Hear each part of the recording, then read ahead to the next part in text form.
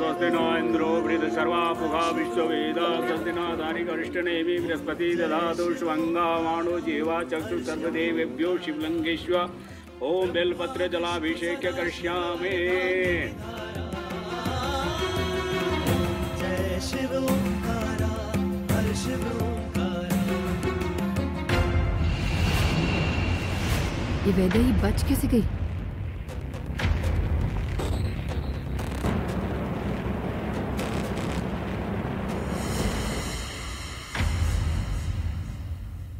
वैदेही, तुम हमेशा सारे काम में गड़बड़ करती हो,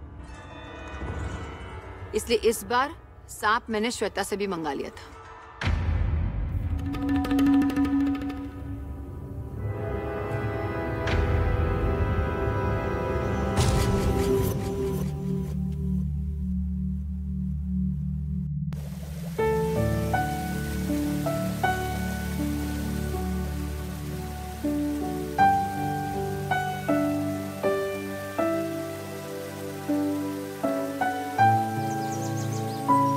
माफ करना नाग देवता, आपको इतनी तकलीफ दी।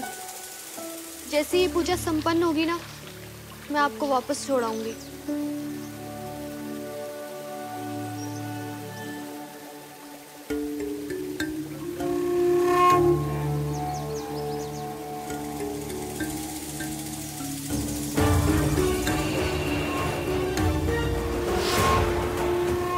वक्रतुंड महाकाय सूर्य कोटि समप्रभ निर्विघ्नं कुरु मे देव सर्वकार्येषु सर्वदा सर्वमंगल मांगल्ये शिवे सर्वार्थ साधिके शरण्ये त्र्यंबके गौरी नारायणी नमोस्तुते।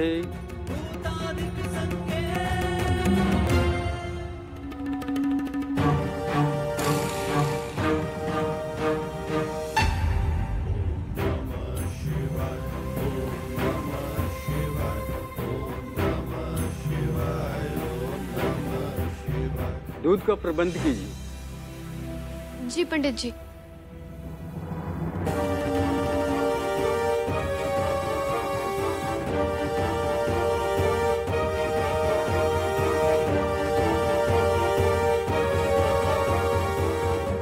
अब आएगा मजा। फटे हुए दूध की तरह तेरी किस्मत भी फटी हुई है वैदेही। अरे ये दूध तो फटा हुआ है। अगर ये दूध नाग पूजा में अर्पण हो गया तो बहुत अनर्थ हो जाएगा।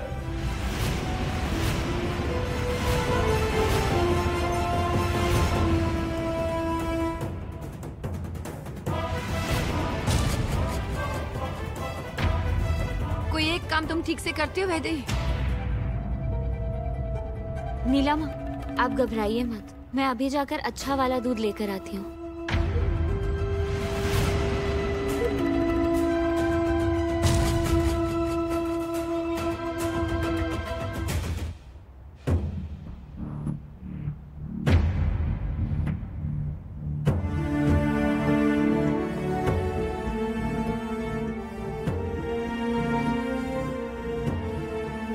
सही कहती है बड़ी माँ, कोई ना कोई काम गड़बड़ हो ही जाता है मुझसे। पहले वो बेलपत्र में छेद और अब ये दूध।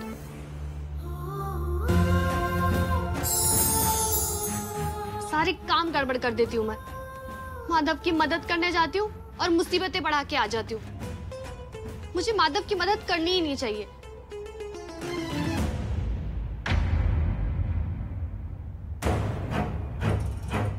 ये दूध तो ठीक लग रहा है।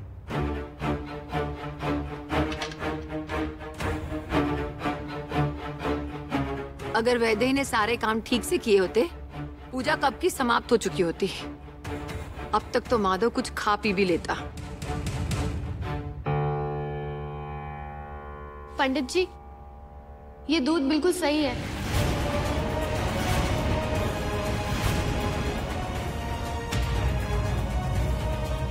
आप इसे पूजा में प्रयोग कर सकते हैं। ऐसा कैसे हो सकता है? मैंने खुद इस दूध में नींबू निचोड़ निचोड़ कर डाले थे।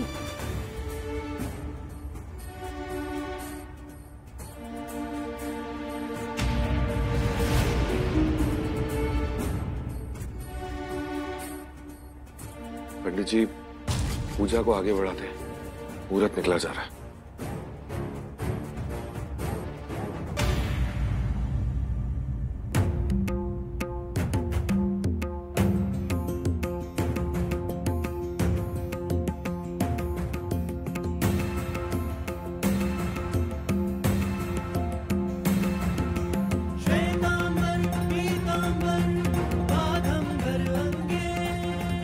नाग देवता को प्रणाम करिए माधव बेटा।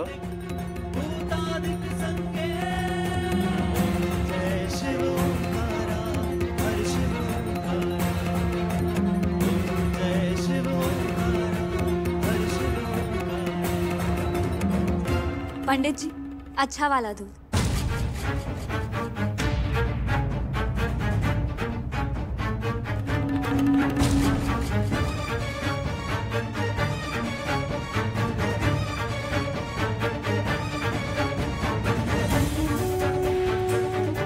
नीलमा, ये दूध कहाँ से आया? जहाँ से नहीं आना चाहिए था श्वेता। अब एक काम करो, इस दूध को तुम पी जाओ। पूरा दिन सोती रहती हो, दूध पियोगी तो थोड़ी चुस्त रहोगी। हमेशा लेट आती है।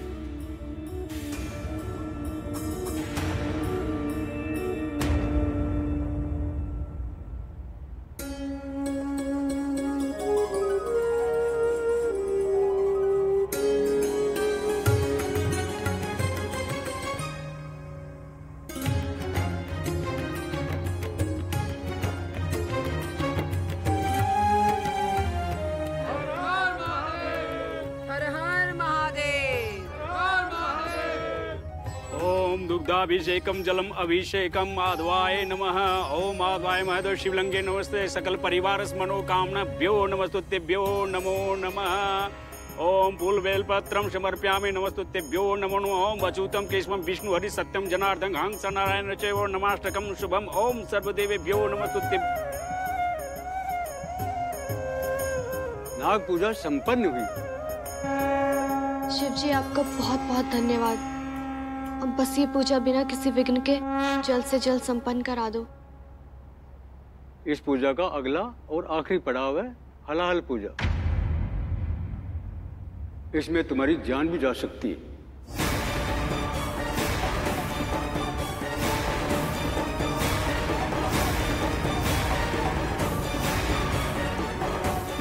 इस घर की खुशी के लिए और चित्रा की आत्मा की शांति के लिए मैं ये करने के लिए तैयार हूं।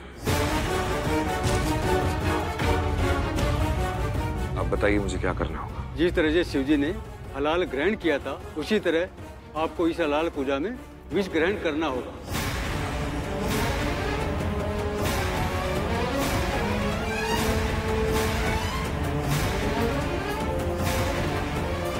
आज तक ये पूजा करने का किसी ने साहस नहीं किया है। फिर भी तुम अगर आगे बढ़ना चाहते हो तो ठीक है। जी पंडित जी, मैं ही करना चाहता हूँ। अगर माधव को कुछ हो गया तो जायदाद पाने का मेरा सपना टूट जाएगा। आप विष प्रस्तुत कीजिए।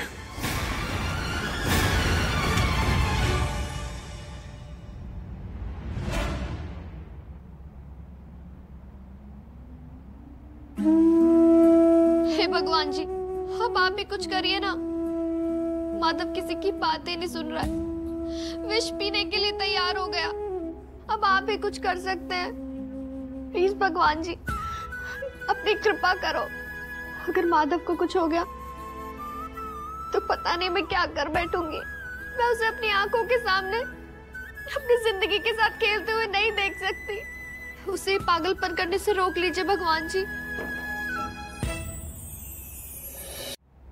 वैदेही,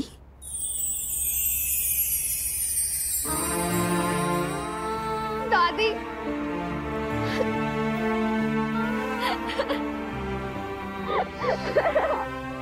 वैदेही, अरे बच्ची क्या हुआ? सुन वैदेही बेटा, यहाँ आ गई हूँ ना मेरी बच्ची। यहाँ बता, बैठ बेटा। दादी, आप यहाँ कैसे?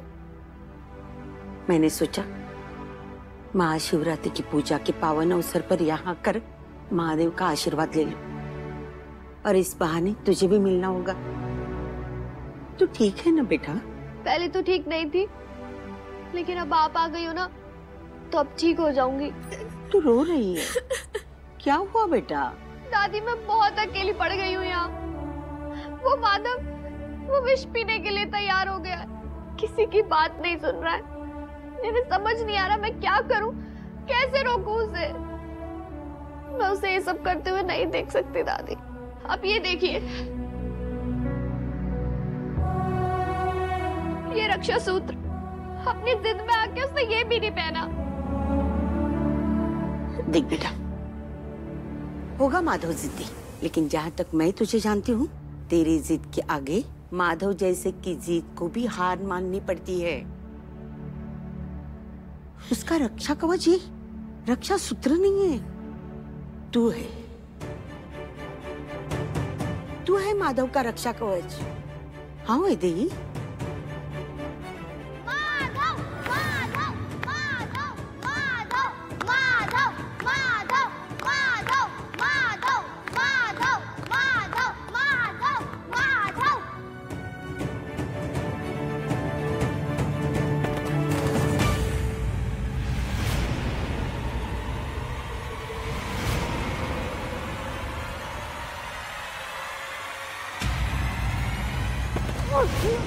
धोखेबाज, तूने बेईमानी की है ना? क्यों गिराया माधव को तूने? बेईमानी की है तूने? नहीं, मैंने बेईमानी नहीं की है। ये ना अरे नदिश की कोई गलती नहीं है, हट। नहीं छोड़ूंगी, इसने बेईमानी की है। अरे नहीं करी यार, उसकी गलती नहीं है, मेरी है। बोल, की है ना तूने बेईमानी? हाँ, की है मैंने बेईमानी। अब उठ जा, मेरा हाथ दुख रहा है। नहीं, नहीं उठूंगी। पूरी की पूरी पागल है तू, हार नहीं मान सकती छोटी सी बात पर भी ना। मुझे अपनी हार से कोई दिक्कत नहीं है, पर जब बात तेरी हो तो मैं कभी भी हार नहीं मानूंगी, कभी नहीं, समझा? पागल कहेगी, चल।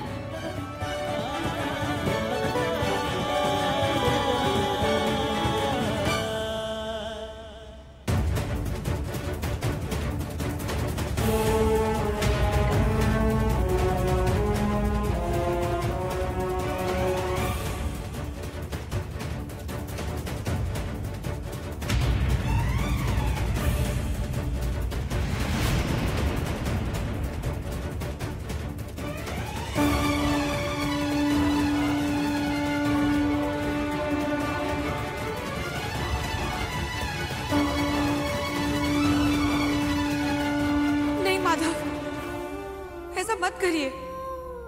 मेरी आत्मा की शांति के लिए अपने जीवन का बलिदान मत दीजिए। रुक जाइए माधव।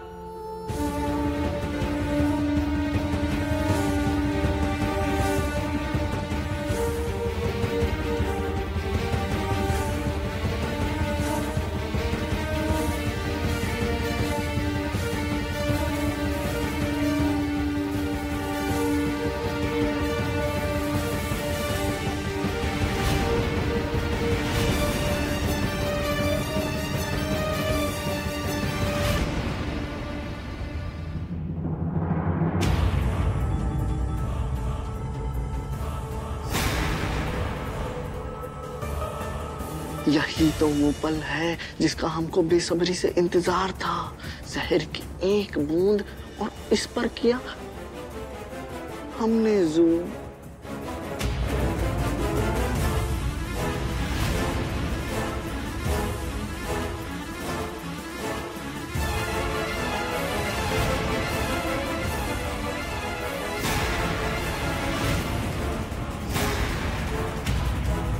क्या माधव बच पाएगा या बिना टिकट सीधा ऊपर जाएगा? आइए देखते हैं आगे।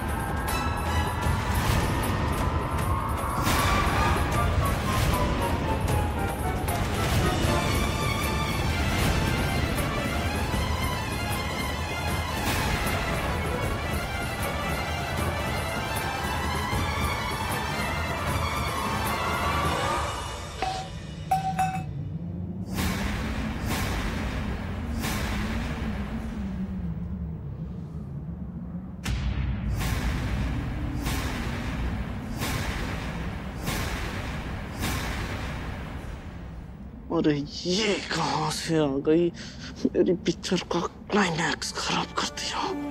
शुक्र है वैदेही ने जहर गिरा दिया। अगर माधव मर जाता तो जायदाद पाने का मेरा सपना कभी पूरा नहीं होता, चूर चूर हो जाता। माधव तो बच गया, लेकिन वैदेही माधव के क्रोध से नहीं बच पाएगी। अब जैसा सोचा था वैसा ही होगा। वैदेही तू ये क्या कर रही है? माधव, मुझे बोलने दे जो मैं बोलना चाहती हूँ। ये सब चुप है तेरी जिद के आगे, लेकिन मैं चुप नहीं रहूंगी। तुझे क्या लगता है कि तू जो ये सब कर रहा है वो बहुत महान काम है? नहीं, ये बहुत ही खुदगर्ज काम है। सच तो ये है, अगर तुझे आज कुछ हो गया तो हम सब मर जाएंगे। लेकिन तू सिर्फ और सिर्फ अपने बारे में सोच रहा है। तू अपनी जिद में ये भूल गया कि तेरी जिंदगी के साथ साथ हम सबकी जिंदगियां जुड़ी हुई है। तुझे सिर्फ और सिर्फ अपनी जिद याद है। तू सिर्फ और सिर्फ अपने बारे में सोच रहा है। तू बहुत बहुत खुदगर्ज है माधव।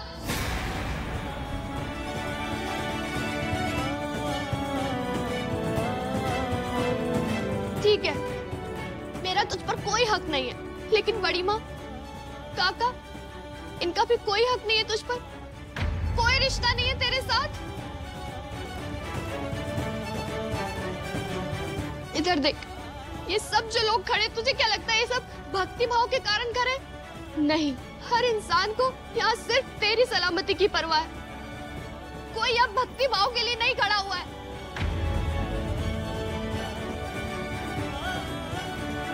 इन सबके प्यार का कोई महत्व नहीं है तेरी जिंदगी में।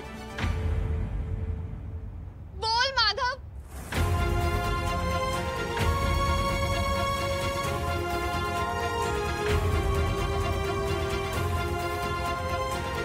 ठीक है, मैं जानती हूँ कि तू मेरी बातें नहीं सुनना चाहता, क्योंकि अब तो मैं तेरा दोस्त कहलाने का हक खो चुकी हूँ ना। अब मैं तेरी दोस्त नहीं हूँ ना। कोई बात नहीं, लेकिन अगर मेरे सामने कुछ गलत होगा तो मैं बोलूंगी। ऐसे चुप नहीं रहूंगी। अगर आप सबको मेरी बातें गलत लग रही है तो लगती रहे, मुझे कोई परवाह नहीं है, क्योंकि मैंने सिर्फ वही किया जो मेरे दिल ने मुझसे कहा। बाकी तेरी मर्जी और तेरी जिद है माधव।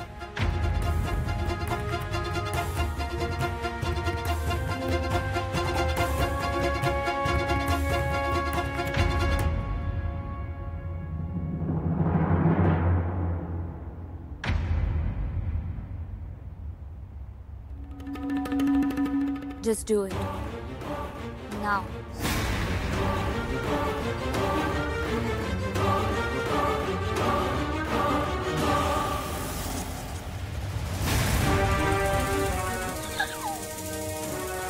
जा, जा। ना बेटा, तुम्हारा शिकार आ रहा है।